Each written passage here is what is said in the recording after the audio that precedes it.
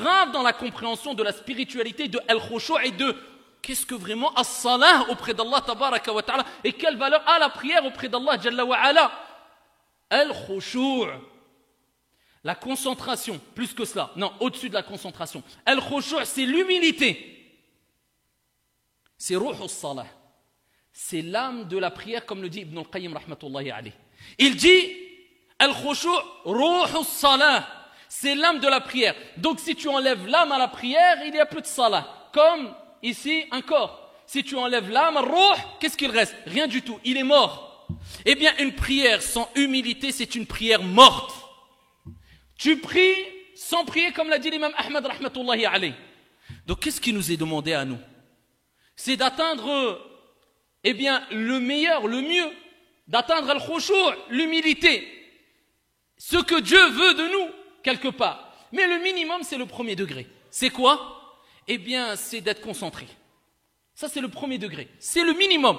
Tu es concentré, c'est-à-dire, tu sais quelle prière tu es en train d'accomplir, tu te concentres dans ce que tu dis, tu te concentres dans ce que tu fais, tu es concentré. C'est-à-dire, ton esprit, eh bien, est canalisé par la prière.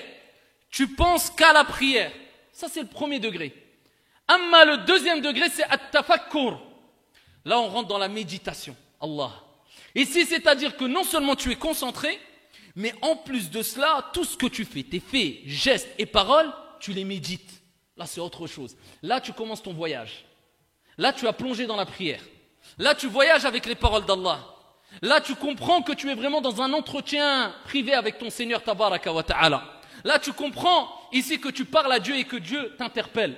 Là, tu comprends que la prière, c'est l'acte d'adoration le plus important en islam. Là, tu comprends pourquoi le prophète alayhi salatu wassalam a dit faites la prière de quoi? Salatul muwaddi'.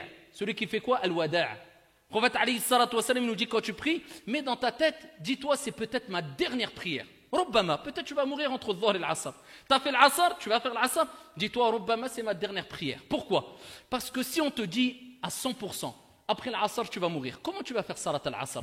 Tout en sachant que tu sais que salat, a'zamul ibada, c'est l'acte d'adoration le plus grand et le plus important acte d'adoration pratique. Donc tu te dis, innamal a'malu bil khawatim, les actions ne valent que par leur fin. Donc laisse-moi quitter ce bas monde en ayant fait l'acte d'adoration le plus aimé d'Allah de la meilleure manière. C'est-à-dire, avec un cœur présent, avec khushu'. Première des choses, l'intérieur. Tu te concentres ici dans ton intérieur. Comment gagner le khushu'? Je veux prier avec concentration. Prends en compte ce que je t'ai dit précédemment déjà. Deuxièmement, comprends que c'est d'abord l'intérieur. Ibn al-Qayyim rahimahullah ta'ala, il dit qabla as-salah ibhath an qalbik. Cherche ton cœur qui s'est perdu. Il s'est perdu où? Parce qu'on est tellement dans dunya, c'est quelque chose d'humain. Allah t'a pas dit de rester dans salat, de salat al-fajr jusqu'à salat al-isha sans sortir de salat. Non, il y a 5 prières. Chaque prière, ça dure 5-10 minutes. Et ensuite, tout le reste de la journée, va qu'à tes occupations, ton travail, ta famille, il n'y a pas de mal. Lakin, on sait très bien que